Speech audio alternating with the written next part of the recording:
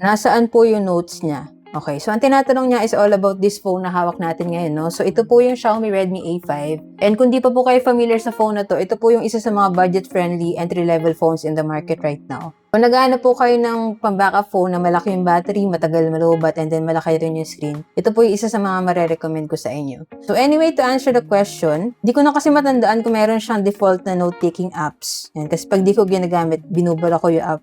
Pero ang ginagamit ko dito is yung Google Keep. So, kung wala pa po kayong note-taking app, ito po yung marirecommend ko sa inyo, no? So, punta lang po kayo sa Google Play Store and then search nyo po yung Keep. And then, makikita po nyo yung Google Keep Notes. Download and install nyo lang po yan. And then, pag na-install nyo na po siya, mapupunta na siya sa list of apps nyo. Maganda po kasi dito, no? Libre lang siya and then, aside from that, wala rin po siyang ads. Then, madali lang din siya gamitin. Kung interested din po kayo sa ganitong budget-friendly phone, pwede nyo pang backup phone, pang casual user na pwede sa parents or sa kids. Okay to kung tight yung budget nyo. And check nyo na lang po dyan sa Hello Basket. Diyan ko nabili yun sa akin para same quality and legit store din yung mapagbilan nyo. Yun lang, sana nakatulong tong video. If you have any other questions about this phone, just let me know in the comments and follow for more tech content.